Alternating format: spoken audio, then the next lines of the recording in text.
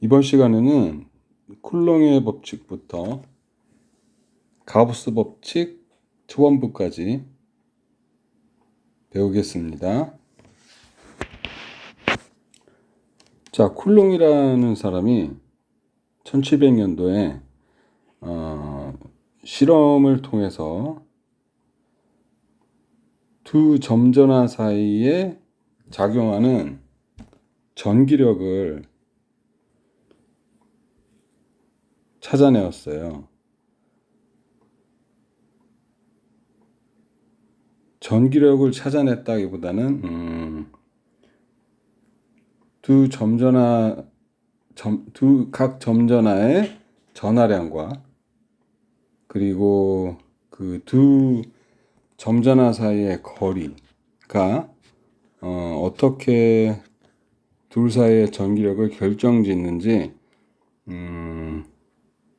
실험을 통해서 찾아내서 법칙을 만들었죠. 자, 그래서 보면은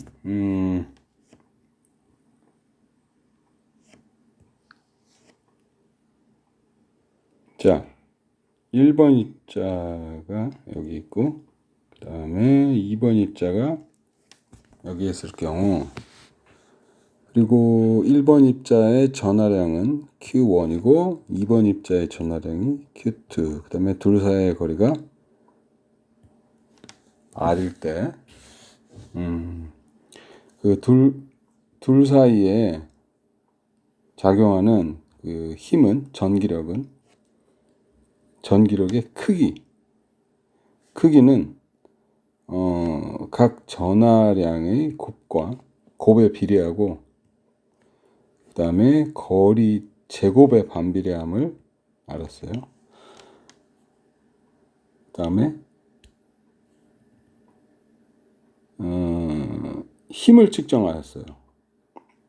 예를 들어서 Q1이 1쿨롱이고 그 다음에 Q2도 1쿨롱이고 계산을 쉽게 하기 위해서 그 다음에 R은 1m라고 가정합시다. 자, 그래서 힘을 측정하였더니 얼마나 큰 힘이 나왔냐면은 8.99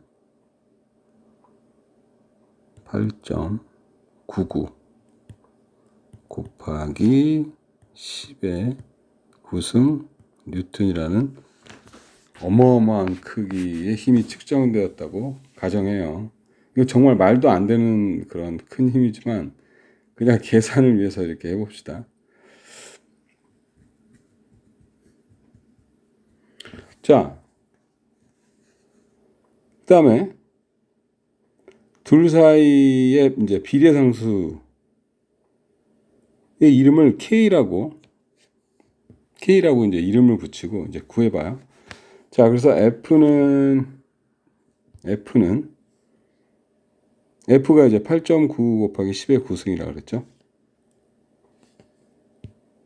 는 K2 곱하기 Q1이 1쿨롱이라고 그랬죠.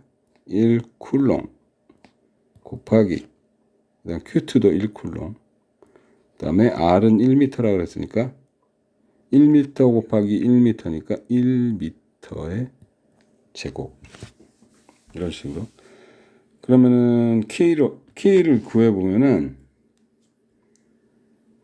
8.9 곱하기 10의 9승에 1을 나누는 거죠. 그죠? 그럼 K2가 나오죠. 그래서 K2는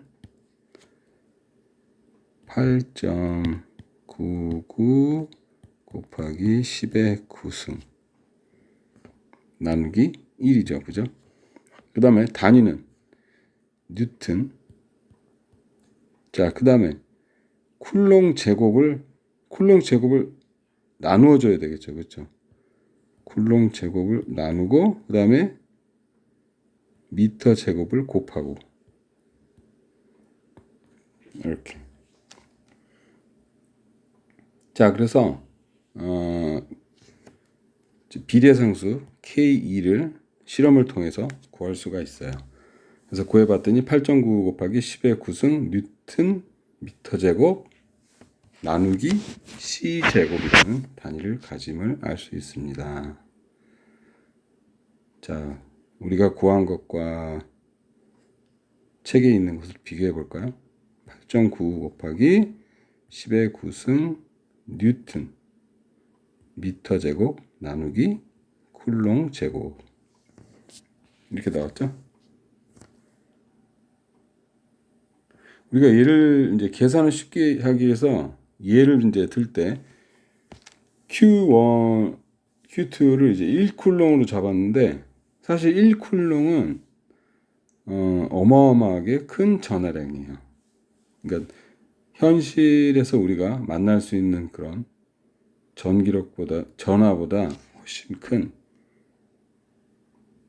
우리가 머리를 빗거나 또는 어디를 이렇게 문 손잡이 같은 걸 마른 손으로 문 손잡이 같은 걸 잡을 때 빠직하면서 이렇게 따끔할 때가 있죠. 그럴 때 나오는 그 전하량이 1 마이크로쿨롱 정도 돼요. 마이크로쿨롱 단위예요. 마이크로쿨롱이면은 100만 분의 1이죠. 100만 분의 1 쿨롱. 그러니까 우리 같은 1쿨롱이라는 거는 우리가 실생활에서 접할 수 있는 그런 전하량의 100만 배 정도 되는 그런 말도 안 되는 예를 들어서 힘이 이렇게 크게 나왔던 거예요. 9 곱하기 10의 9승 뉴턴이라는 어마어마한 힘이 나왔죠. 10의 8승이 10의 9승이면 좋은가? 보자. 1, 10, 100 하면서 봐. 10의 1승이니까 10, 100, 1000, 만 10만, 100만, 1000만, 1억, 10억 9 곱하 90억이네. 그죠? 90억이니까 100억이네. 그죠?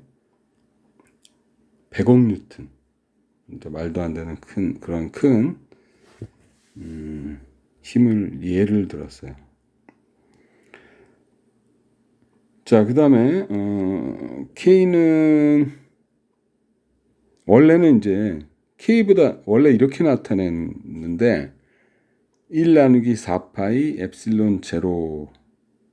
근데 이게 복잡하니까 이거를 이제 다 K2라고 이름을 지은 거예요. 자, 그래서 엡실론 제로는 이런 값을 가져요. 이름은 자유공간의 유전율. 이걸 뭐 외울 필요는 없어요. 여러분들 K도 외울 필요 없고 엡실론 제로도 외울 필요 없고 뭐 계산을 이렇게 반복적인 계산, 비슷한 계산을 많이 해서 뭐 자연적으로 자기도 모르게 외워지는 거는 그때는 이제 외워지는 거지 억지로 외울 필요는 없어요. 억지로 외울 필요가 없다고 이렇게 자연스럽게 외워진 걸 억지로 막 이렇게 잊으려고 하고 그럴 필요도 없죠, 당연히. 자, 그 다음에 세상에 있는 모든 물질은 전자, 그 다음에 양성자, 그 다음에 중성자 이 세 가지로 이루어졌어요. 그런데 그 세 가지 중에서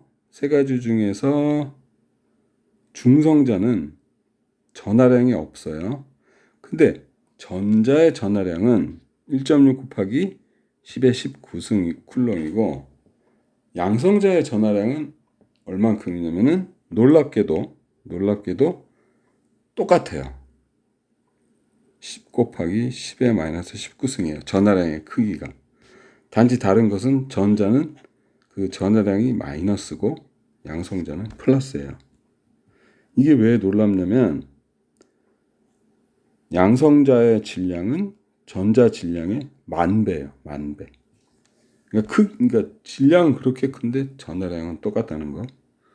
좀 신기할 법도 하죠. 근데 뭐 꼭 뭐 무겁다고 뭐 꼭 전하량이 커야 되는 법은 없지만.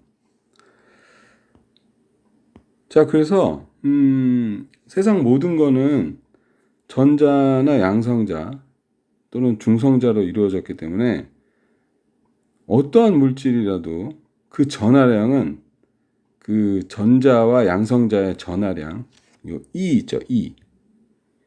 이거의 정수배예요, 정수배. 그렇겠죠, 그렇죠? 예를 들어서 뭐 꼭 예를 들 필요는 없지만 혹시나 이해에 도움이 될까 해서 예를 들어서 여러분들이 장난감, 레고 블럭 같은 그런 이제 장난감으로 뭔가를 만드는데 레고 조각 레고 조각도 한두 가지가 아니죠. 수백 가지죠. 수백 가지. 수천 가지일 수도 있고. 근데 딱 한 가지 레고 조각만 쓴다고 가정합시다. 예를 들어서 이렇게 2x4 이렇게 하나 둘 셋 넷 하나 둘 셋 넷 이렇게 생긴 레고 납작한 거 말고 그냥 이렇게 두껍게 생긴 거 이거로만 만들어야 된다 뭐 그런 법칙이 있어요. 만약에 그러면 이걸로 만드는 그 어떤 모양도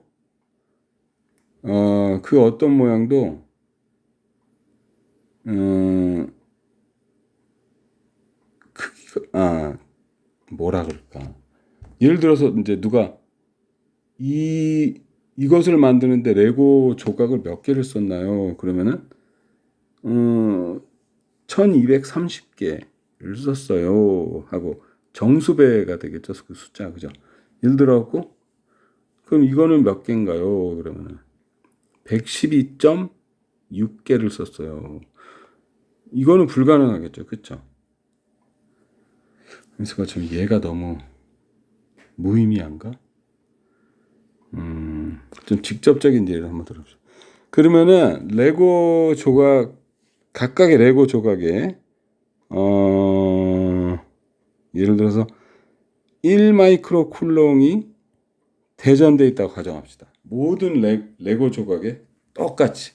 그러면 이 레고 조각으로 어떠한 모양을 만들더라도 어떠한 모양을 만들더라도 어때요? 1 마이크로 쿨롱부터 뭐 100 마이크로 쿨롱 또는 뭐 12,756 쿨롱 이런 식으로 딱 정수배가 되겠죠. 그렇죠? 그거를 양자화되었다 그래요. 양자화가 뭐냐면은 양자역학의 양자하고 똑같은 말인데 그게 양자가 무슨 말이냐면은 덩어리란 뜻이에요. 덩어리화 되었다. 전해량이 이렇게 연속적으로 이렇게 변하는 게 아니고 이렇게 계단으로 탁탁탁탁탁탁 이거 양자화라고 그래요. 이렇게 됐다 그런 얘기예요.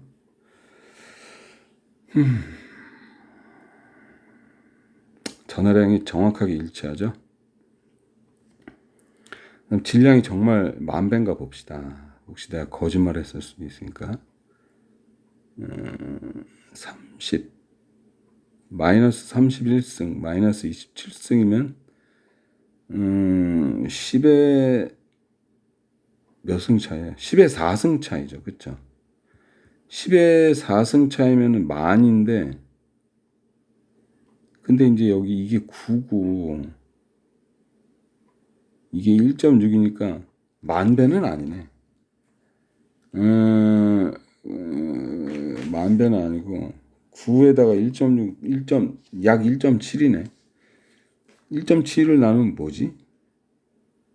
9에다가 1.7을 나누면 계산기를 한번 두들겨 봅시다. 9 나누기 1.7 5.3배 아니 5.3 5.3 5,000배 정도 되네. 그죠? 5,000배. 10,000배는 아니고 5,000배. 5,000배나 10,000배나 어쨌든 어마어마한 그런 차이가 있죠. 그죠?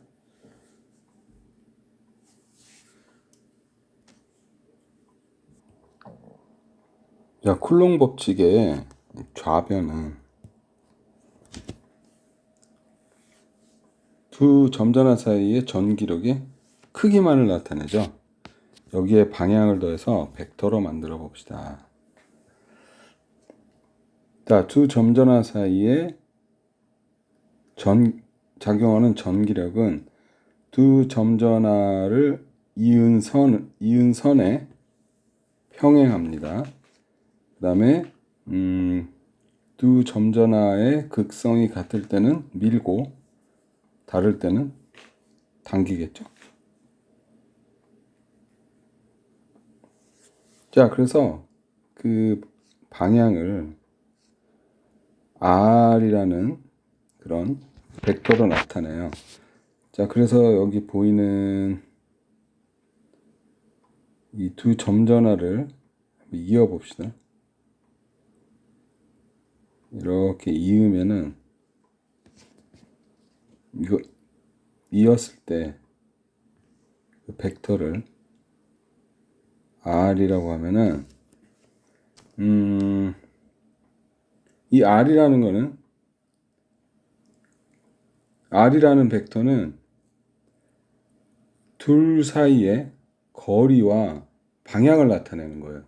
근데 둘 사이의 방향만 나타내고 싶을 때는 이 R 벡터의 화살표 대신에 이렇게 꽃갈모자를 씌워요. 그럼 이걸 그러니까 뭘 의미하냐면은 저 R 벡터와 평행하고 크기는 1인 방향만을 나타내는 그런 방향 벡터가 됩니다. 자, 그래서 쿨롱의 힘에 그 방향을 이렇게 붙여주면은 이제 쿨롱 법칙의 벡터 형태가 됩니다. 그래서 이게 맞는지 한번 체크를 한번 해봅시다. 자, 예를 들어서 이 그림과 같은 경우 양쪽 다 플러스죠. 그러면은 Q1도 플러스고 Q2도 플러스면은 요 부분은 플러스가 되겠죠. 그렇죠? 플러스. 그리고 지금 여기 F1, 2라고 써 있는데 이게 무슨 말이냐면은 F1이 F1이 아니고 Q1이 이게 Q1이에요. 1번 입자예요. 1번 입자가 2번 입자, 이게 2번 입자 지우고 다시 씁시다. 1번 입자, 이게 2번 입자면은 F12라는 거는 1번 입자가 2번 입자에 가하는 힘이에요. 그러면은 2번 입자가 받는 힘이 되겠죠. 그죠? 그게 바로 F12인데 요 부분이 플러스죠. 그죠? 요 부분이 플러스고 그 다음에 R12는 뭐냐면은 1번에서 2번으로 가는 그런 벡터, 그런 R 벡터 1번에서 2번으로 가는 벡터에 평행하고 크기가 1인 그런 벡터겠죠. 이게 그죠? 그래서 1번에서 2번으로 가는 방향을 의미하는 단위 벡터예요. 단위 벡터에서 그 단위는 무슨 뜻이냐면 이제 1이란 뜻이에요. 단위 벡터 또는 방향 벡터라고 해도 돼요. 자, 그러면은 이게 플러스니까 이 F12의 방향은 R12의 방향과 같겠죠. 그렇죠? 그 방향이 바로 이쪽 방향이죠. 이쪽 방향. 그렇죠? 그 다음에 만약에 이 경우를 봅시다. 여기 그림 B의 경우를 보면은 Q1이 플러스고 Q2가 마이너스예요. 그래서 Q1과 Q2가 하나는 플러스고 하나는 마이너스면은 이 값이 마이너스 값이 되겠죠. 그죠? 플러스 값이 아니고 마이너스 값이 되겠죠. 그래서 R12의 반대 방향이라는 얘기예요. R12가 이쪽 방향이니까 그거의 반대 방향은 이쪽 방향이 되겠죠. 그렇죠? 그래서 F1 그러니까 1번 입자가 2번 입자에 가하는 힘, 즉 2번 입자가 1번 입자로부터 받는 힘은 바로 이쪽 방향이다. 그런 얘기예요. 자, 그래서 이 법칙이 어떠한 경우에도 성립하는 것을 알 수가 있어요. 자, 그 다음에 만약에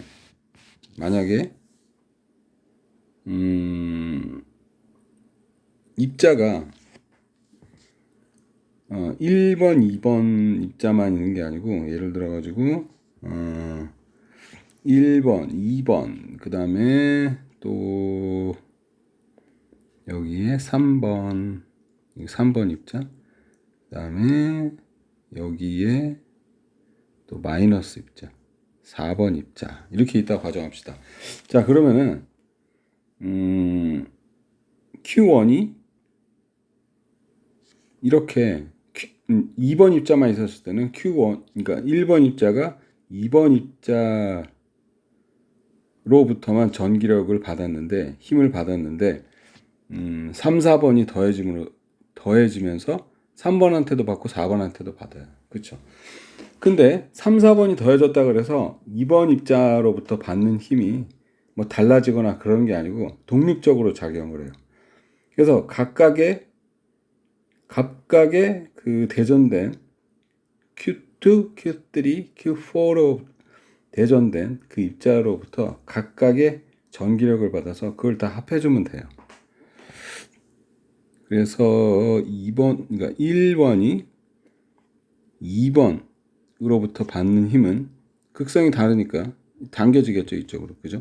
그 다음에 3번으로부터 받는 힘은 극성이 같으니까 이렇게 점점점점점점 해서 수평하게 연장선을 그으면은 이쪽이겠죠, 그죠? 그래서 이걸 쓰면은 F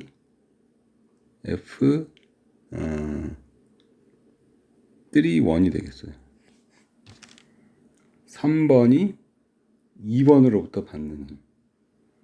아니, 3번이 1번에 가하는 힘. 그 다음에 4번이 1번에 가하는 힘을 봅시다.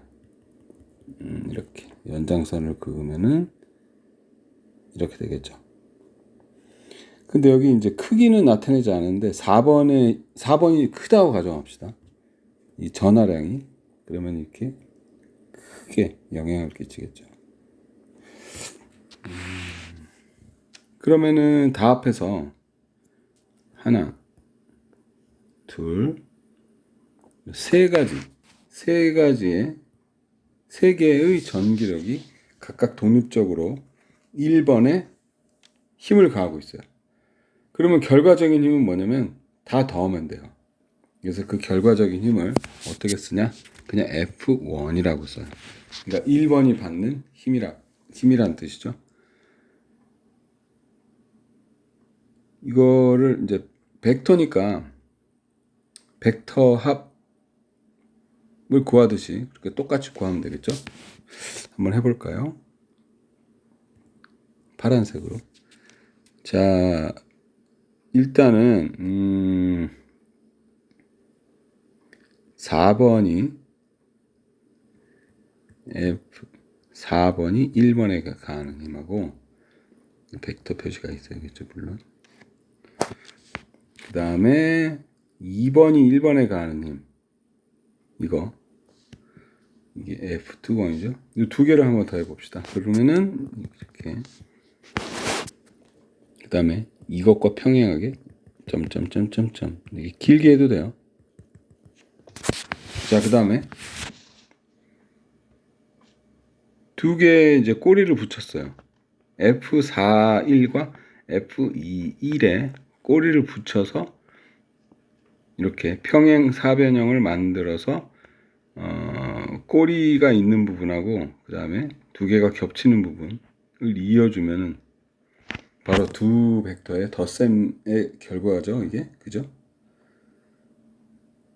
그 다음에 또 이거 하나가 남았죠. F31이 남았죠. 그래서 요 41과 F41과 F21을 더한 결과 요 파란색 이것과 F31을 더하면은 그 다음에는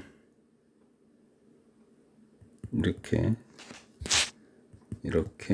되어서 이게 이제 최종적인 F1이 되겠죠. 그쵸? 아, 이거 지저분하네 이거. 색깔을 좀 다른 색으로 바꿔봅시다. 흰색 말고 초록색, 좀 밝은 초록색 써봅시다. 됐어요.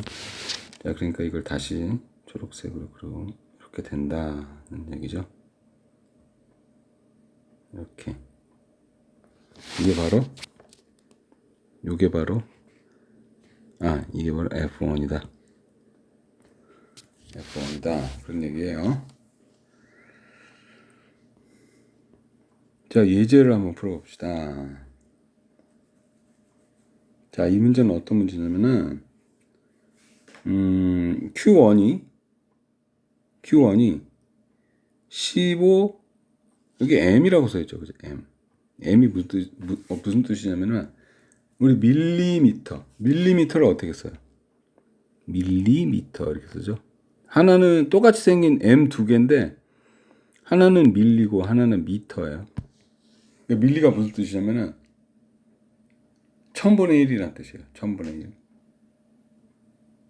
자, 그래서 15밀리쿨롱 하면은 1000분의 15 쿨롱이란 얘기야. 1쿨롱에 비해서 아주 작죠. 하지만 결코 작은 양은 아니에요. 아주 큰 거예요, 저것도. 왜냐면 우리가 평소에 접하는 평소에 접하는 전하량이 1마이크로 쿨롱이라 그랬으니까 마이크로에 비하면은 1마이크로의 1000배가 1밀리니까 15밀리는 1마이크로의 1500배죠. 아니, 1500배가 아니지. 15,000배죠. 그죠? 어마어마한 양이네. 어마어마한. 자, 그래서 그 다음에 Q1이 15밀리. 그 다음에 Q2가 그거의 반도 안 되는 6밀리에 6밀리. 자, 이게 6밀리. 그 다음에 Q1이 15밀리. 미터가 아니고 밀리예요, 이거.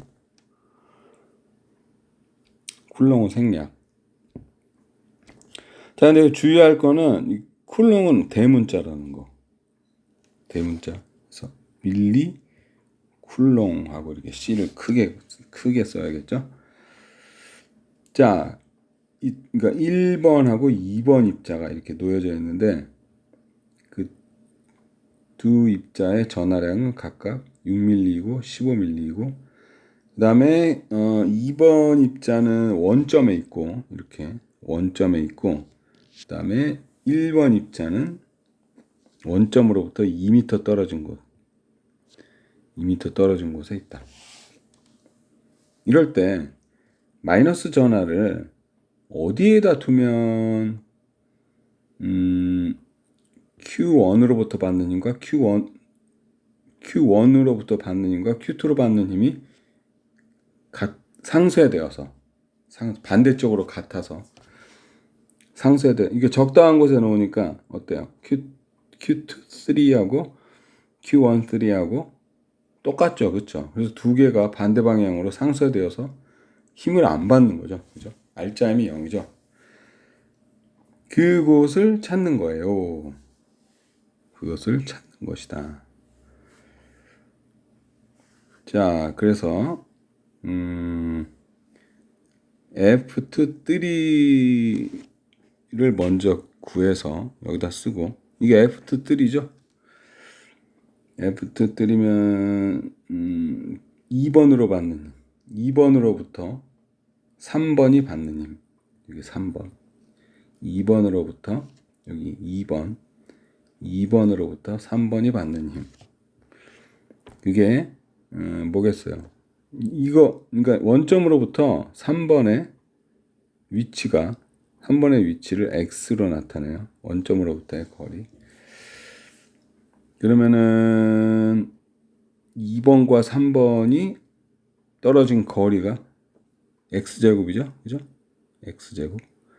네, x제곱분의 그다음에 2번과 3번이니까 q2, q3. 자, 그다음에 여기 i라는 방향 벡터가 있는데 이게 뭐냐면 i라는 벡터는 사실 이렇게 쓰면 더 직관적이에요. 이렇게 쓰면 방향은 x 방향인데 크기가 1인 x축과 같은 방향인데 크기가 1인 벡터를 x 방향 벡터 또는 i라 방향 벡터 i라고 쓰기도 하고 x라고도 써요. 근데 보통 교과서에서는 i를 많이 써요.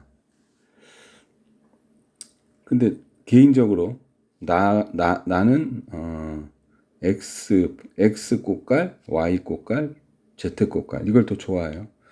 훨씬 더 직관적이니까. 근데 책에는 I, J, K 이렇게 X, Y, Z를 I, J, K 이렇게 나타내요. 어쨌든 지금은 이제 X 방향의 힘만 있으니까 이제 둘 다 I죠, 그죠? 자, 그다음에 방향을 얘기했죠, 그죠? 2번이 3번에 가는 힘은 방향이 어때요? X가 X 방향의 반대 방향이죠. 그래서 이렇게 마이너스가 붙었어요.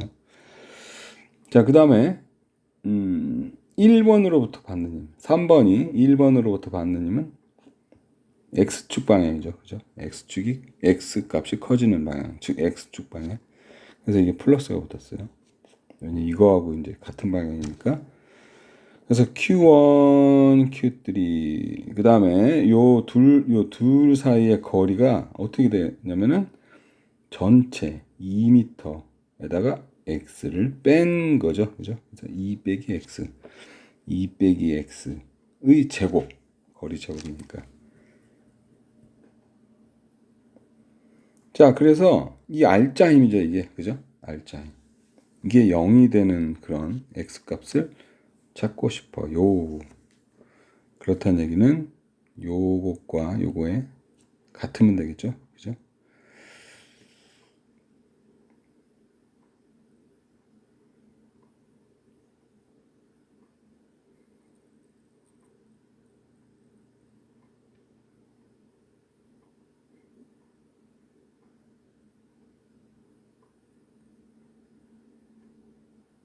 아마 이거 오타 같기도 하고. 잠깐만. 큐3 이게 이거죠, 그죠? 그다음에 이게 이거라 되는데 이게 난데없이 이건 왜 붙었을까?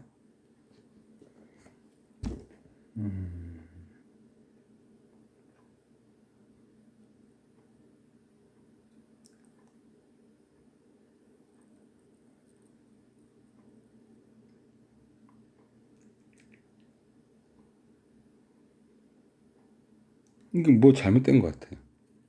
아무래도.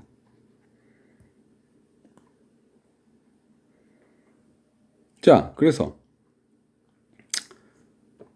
여기 그 양변에 똑같은 건 지우면 되죠, 그죠? 그래서 Q3 지우고 K도 지우고 그 다음에 이렇게 곱하는 거는 이렇게 곱하는 거랑 똑같다. 이거 여러분들 기억나죠? 그죠? 자, 그걸 이용해서 x 값을 구해보면 일단 그렇게 곱해서 이제 그 단순화를 뭐라 그러지? 정리한다 그러나? 이 방정식을 정리를 하면 이렇게 간단하게 돼요. 그래서 근의 공식을 이용하는 수밖에 없죠. 그죠? 이렇게 쉽게 더하기 빼기로 됐으면 좋겠는데 근의 공식을 이용해야 된다. 그래서 x를 구해봤더니 0.775m 이렇게 나왔어요. 근의 공식 구할 때 이제 2a분의 마이너스 b 플러스 마이너스 뭐 그렇게 구하는 거죠. 그죠? 예를 들어서 ax 제곱 더하기 bx 더하기 c는 0. 근의 공식으로 구하면 2a분의 마이너스 b 플러스 마이너스 루트 b제곱 마이너스 4ac 이렇게 구하는 거죠. 그죠? 그래서 이거 두 개를 이제 골라야 되는데 x 값은 플러스여야 되겠어요? 마이너스여야 되겠어요? x는 여기서부터 여기까지 거리 또는 요 x의 위치인데 x가 이 원점을 중심으로 오른쪽에 있죠. 그쵸? 오른쪽. 그러니까 무조건 플러스라 해야 돼요. 그래서 x 값, 그러니까 이 값이 플러스여야 된다는 얘기죠. 이게 플러스 1이면 이게 마이너스일 수는 없죠. 이것도 마이너스고 이것도 마이너스면 어때요? 무조건 마이너스죠. 그래서 이게 플러스라 해야지만 되겠죠? 그죠? 플러스라 해야지만 되겠죠?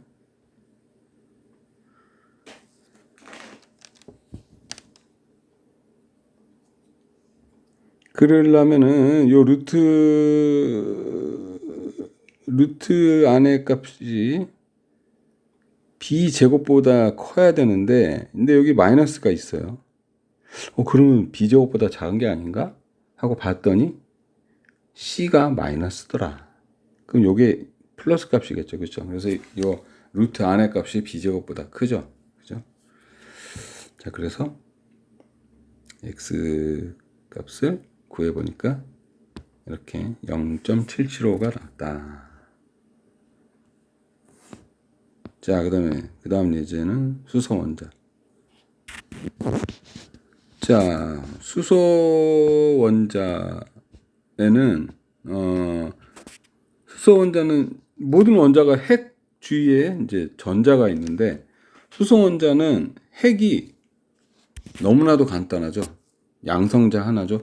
보통 이제 입자들 보면은 이제 원자핵이 양성자가 두 개 있으면 헬륨 같은 경우는 양성자 두 개 있으면 중성자도 두 개 있고 그다음에 이제 주변에 전자가 두 개 있는데 수소 원자 같은 경우에는 그냥 양성자 하나 그다음에 전자 하나 양성자 하나에 중성자 하나가 붙어 있는 그런 수소도 있어요. 그걸 중수소라 그래요.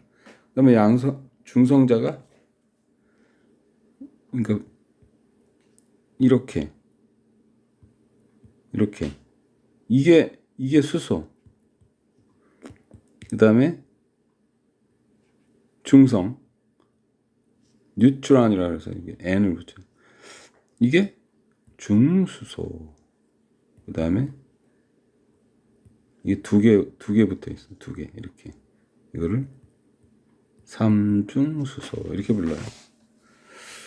근데 여기서 문제에서는 수소 원자라 그러죠. 수소 원자라는 건 이렇게. 근데 사실 이 문제를 풀 때 수소 원자든지 뭐 중성자든지 이게 전혀 문제의 답이 달라지지 않아요. 자, 이렇게 이 원자핵과 수소 원자핵, 즉 양성자와 전자의 거리가 대략 5.3 곱하기 10의 마이너스 11승이라면 이렇다면 두 입자 사이에 작용하는 전기력을 구하고 그 다음에 두 입자 사이에 작용하는 중력을 구해서 한번 비교해 보아라. 그런 문제예요. 그래서 전기력은 이 쿨럼의 법칙으로 구하면 되죠. 그죠? 그 다음에 양성자하고 전자하고 둘 다 전하량이 E죠. E 제곱이 되겠죠. 그죠? 그래서 거리 5.35배 10 곱하기 10-11승 제곱에 똑같은 E 제곱. E가 1.6 곱하기 10-19승이니까. 그 다음에 K는 9 곱하기 10의 9승. 그래서 구해봤더니 10-8승 단위가 나왔어요. 그 다음에 이제 중력을 구해봤어요. 중력은 전하량이랑 관계없고 질량에만 관계 있죠. 그죠? 전자의 질량하고 그 다음에 양성자의 질량. 그래서 구해봤더니 이렇게 작은 숫자가 나오더라. 이렇게 작게 나오는 이유는 K는 어마어마하게 크죠. 10의 9승. 그런데 요 중력의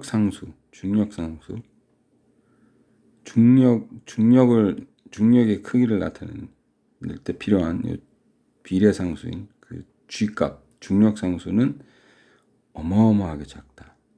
이거에 비해서 엄청나게 작죠. 그죠? 그래서 이제 결과적으로 이렇게 작게 나오는데 이거는 10의 8승이고 얘는 10의 -47승이면은 그 차이가 무려 10의 39승 차이죠. 그죠? 10의 39승. 그러니까 전기력이 중력보다 10의 39승이나 크다. 그런 얘기예요. 근데 전기력은 뭐 별 큰 것도 아닌데 중력이 그만큼 작은 거죠. 그죠?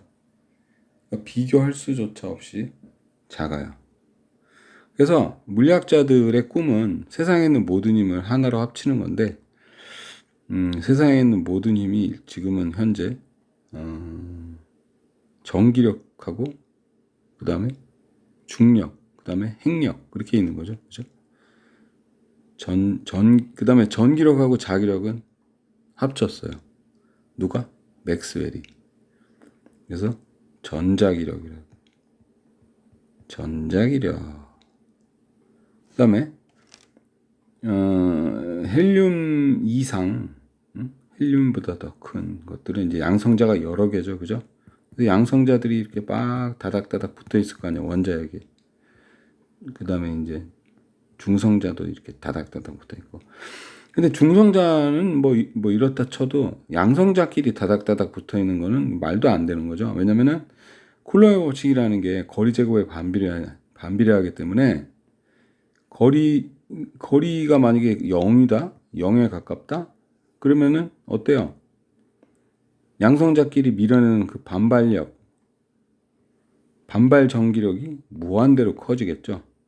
근데 어떻게 얘네들이 같이 이렇게 뭉쳐 있을 수가 있냐? 아무리 서로 좋아한다 쳐도. 그래서 알고 봤더니 핵력이라는 또 다른 힘이 있다는 것을 발견했어요. 그래서 그거의 이름을 어떻게 붙였냐면 strong force라고 지었어요. 그러니까 강력이라고. 강력. 그다음에 방사능이라는 거를 퀴리 부인이 찾아냈죠. 그죠? 퀴리 부인이 방사능 찾아냈나? 어쨌든 그래서 뭔가가 이제 원자핵이 뭔가를 내뿜죠. 그죠? 그 내뿜는 힘은 내뿜는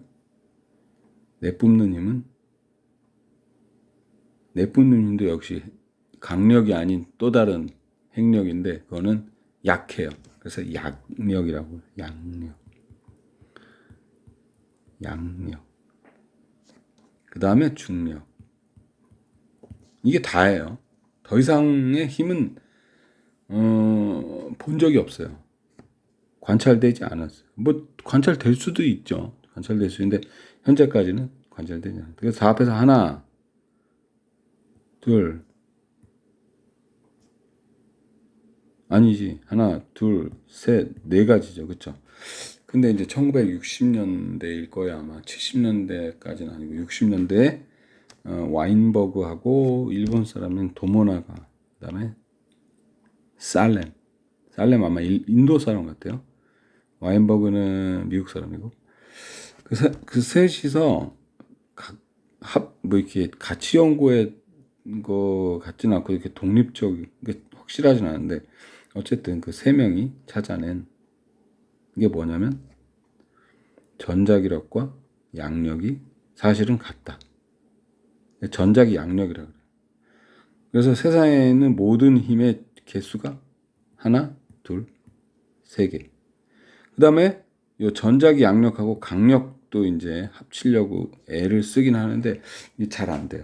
왜 잘 안 되냐면 강력이 너무나 세기 때문에 합치기가 여간 어려운 게 아니에요. 근데 이걸 합쳤다 치자. 근데 중력이 났는데 강력하고 전자기 양력하고 이 차이보다 중력하고 그 나머지 것들의 차이는 이루 말할 수가 없을 정도로 차이가 커요. 여러분들이 이렇게 계산해서 보다시피 이만큼 차이가 나. 그래서 이거는 거의 불가능에 가까워요. 이게 쉬우면은 그게 더 이상하겠죠. 왜냐면은 이제 세상 우주에 있는 모든 힘을 하나로 합쳤다는 거는 물리가 끝났다는 걸 의미하니까. 뭐 이렇게 우주의 비밀이 그렇게 쉽게 밝혀지겠어요? 어쨌든 이제 이 예제는 그런 의미가 있다. 그런 얘기예요. 자, 그 다음에 9의 전하량 구하기. 이거는 문제가 좀 어려워요. 어떻게 무슨 문제냐면은 이렇게 길이 L인 줄에 이게 줄이 두 개죠. 이 줄에 이제 전하량이 같은 전하량이 이제 같은 그런 조그만 그러니까 점전하에 이제 쿨롱의 힘은 점전하일 경우에만 해당되는 그런 법칙이죠, 그죠? 그래서 이제 아주 가능한 한 작은 그런 구를 이렇게 매달았는데 이게 만약에 전기력이 없다. 그럼 어때요? 이렇게 두 개가 이렇게 붙어야죠. 왜냐면 중력 때문에 이렇게 땅으로 이렇게 내려오니까, 그렇죠? 그런데 이게 벌어졌던 전기력 때문에 이렇게 벌어지겠죠, 그죠? 그래서 전기력이 세면 셀수록, 즉, 요 전하량이 세면 셀수록 많이 벌어지겠죠, 그렇죠? 그래서 이 문제에서 원하는 건 뭐냐? 세타가 아주 조금 벌어질 때 5도. 여기 이제 좀 과장해서 그렸어요, 그림을. 5도면은 거의 붙어 있는 거죠, 그죠? 5도만큼, 세타가 5도만큼. 그러니까 이게 10도겠죠, 그죠? 두 개 합하면. 세타가 5도만큼 벌어질 때 전하 Q를 구하시오. 그런 얘기예요. 자, 그건 어떻게 구하냐? 그 1학기 때 배운 힘의 평형을 구하는 거예요. 이 구가 일단은 정지 상태죠, 그죠? 그래서 이 구에 가해지는 모든 힘을 더하면 0이 나와야 돼요. 그렇죠? 그래서 이 구에 가해지는 모든 힘을 보면은 일단 중력은 연직 하방으로 이게 이제 y축, 이게 x축이고 이게 y축이라고 가정하면은 이게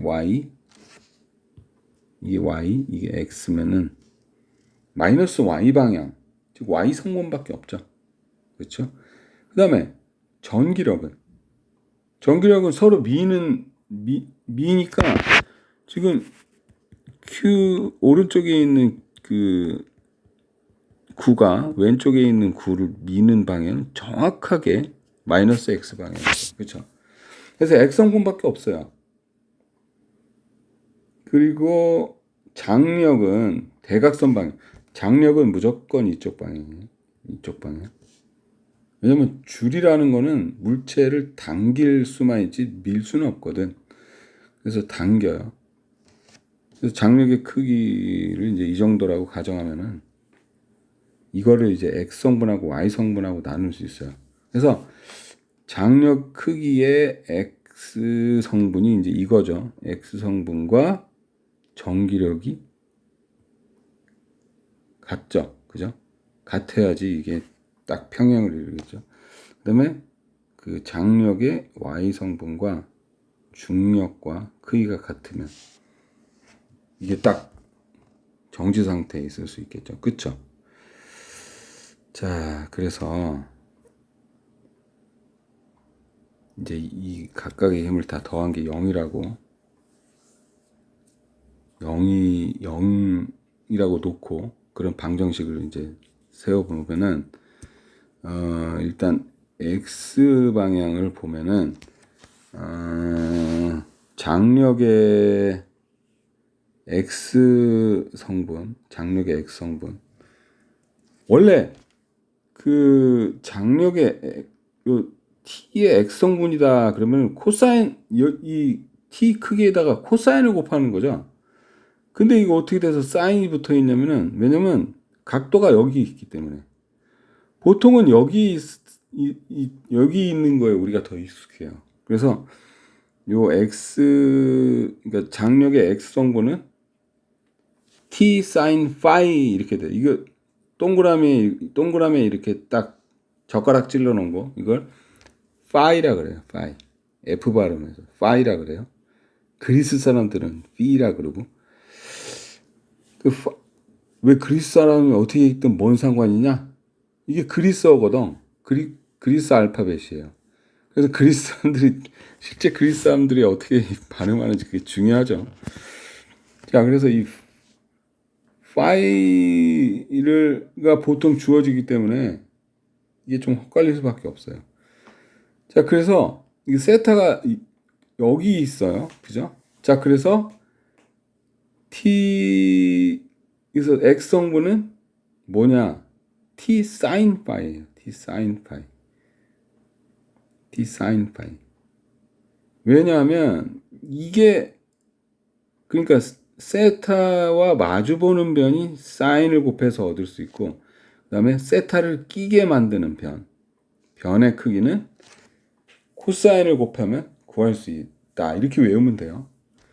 자, 그래서 요 X 성분은 이것과 같죠. 그죠? 요쪽 변은 그 세타와 마주보는 변이죠. 그래서 그 크기는 T 코사인 세타다. 그 다음에 아니지. 이거의 크기가 T 코사인 세타죠. 이게 끼게 하는 거니까 코사인 세타라고 그러죠. 그리고 이거는 이거와 같죠. 그죠? 그래서 이거는 마주 보는 거니까 T 사인 세타다. 자, 그래서 전기력과 T 사인 세타가 같다. 그래서 T 사인 세타와 전기력이 같으니까 이게 빼면 0이겠죠. 그렇죠? 이게 바로 직접 써도 돼요. 이렇게. T 사인 세타와 전기력이 같다. 그다음에 그 Y 성분이죠, 이게. Y 성분. T 코사인 세타와 중력이 같죠. 자, 그다음에 이 1번에서 2번을 나눠줘요. 1번에서 2번을 나눠줘요. 그게 왜 가능하냐? 이게 뭐예요? 방정식이죠. 그러니까 좌변과 우변이 같다 그런 뜻이죠. 좌변과 우변이 같으니까 좌변과 우변에 똑같은 걸 곱하거나 나눌 수 있죠. 그렇죠? 근데 왜 다른 걸 왜 T 사인 세타에다가 코사인 세타 나누고 왜 우변에는 왜 엉뚱하질 않지만 다른 T 코사인 세타가 아닌 다른 mg를 나누냐? 근데 다르지가 않아요. 같잖아. 그죠? 그래서 같은 걸 나누는 거예요. 같은 걸 나눠도 여전히 같다. 그런 얘기예요. 자, 그래서 위에 1번 여기다가 이제 이걸 나눠도 계속 같겠죠. 그죠? 자, 그래서 위에서 밑에 걸 나누면 어떻게 돼요? t는 지워지고 t는 이렇게 지워지고 사인 나누기 코사인 세타가 되죠. 그렇죠? 사인 세타 나누기 코사인 세타다. 이게 뭐예요, 근데? 탄젠트 세타죠. 탄젠트 세타는 코사인 세타분의 사인 세타. 이렇게 정했으니까. 뭐 이유는 없어요. 이렇게 정했어요. 그 다음에 우변은 뭐 지울 게 없죠. 그죠? 그래서 그냥 F2 나누기 mg죠. 그냥 그대로. F2 나누기 mg다. 자, 이것으로부터 전기력의 크기를 일단 구할 수 있어요. mg 탄젠트 세타다. 양변에 mg를 곱해줘서. 그래서 주어진 값들을 넣어서 계산하니까 2.6 곱하기 12-2승 뉴턴이 나왔어요. 그 다음에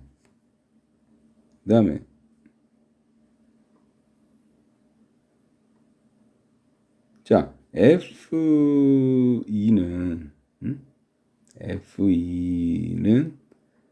F2를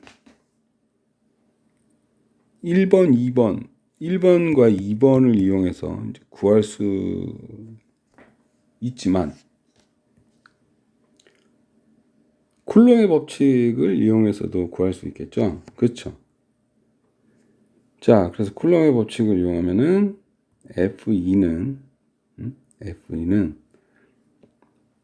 그러니까 우리가 지금 고려하는 거는 이제 왼쪽 거를 지금 왼쪽에 가해지는 힘을 보고 있는 거죠. 그렇죠? 왼쪽에 가해지는 중력, 장력, 그다음에 전기력. 그래서 왼쪽에 가해지는 전기력을 계산하면은 거리 제곱 R 제곱분의 KE Q 제곱. 그죠? 근데 이 식으로부터 우리가 지금 F2를 구하는 게 아니고 F2는 우리 이미 구했잖아. 구하는 게 아니고 Q를 구하고 싶은 거예요. 왜냐면 이 문제에서 Q를 구하라 그랬잖아. 그죠? 전하량 Q를 구하시오 그랬잖아. 그래서 이 식을 Q에 대해서 정리를 하면은 양변에 R 제곱 곱하고 K 나누고 루트를 씌우고 하면은 요 값이 나오죠. 그죠? 2A는 왜 난데없이 왜 나오냐? 둘 사이의 거리가 R인데 둘 사이의 거리가 2A잖아. 그죠? 그리고 요 F2는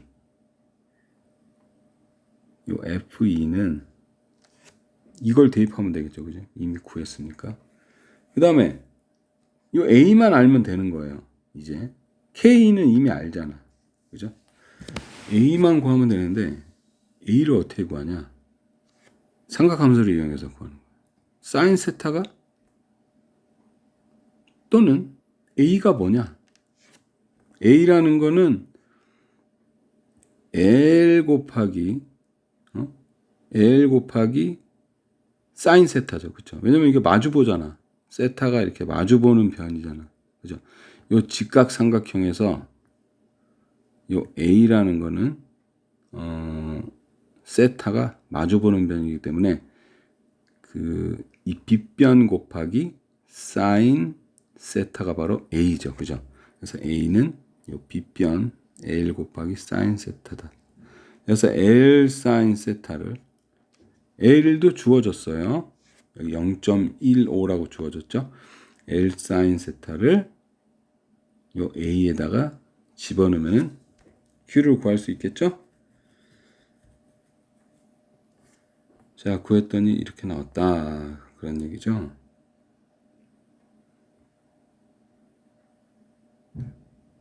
근데 우리가 Q가 플러스인지 마이너스인지는 알 수가 없어요. 왜냐면 플러스라도 되고 마이너스라도 돼요. 만약에 이게 플러스다. 그럼 같은 거니까 밀죠. 그죠? 나 마이너스다. Q가. 그래도 둘 다 마이너스니까 밀죠. 그죠? 그렇기 때문에 우리가 이 실험을 우리가 이렇게 보기만 해서 이렇게 보기만 해서 이게 플러스인지 마이너스인지 알 수 있는 방법은 절대로 없을까? 절대로 없을 것 같은데 혹시 다른 방법이 있다고 생각하는 사람은 우리 다음 수업 시간에 알려줘요. 알겠죠? 자, 여기까지 하고 쉬었다가 그 다음 그 다음 2교시를 합시다.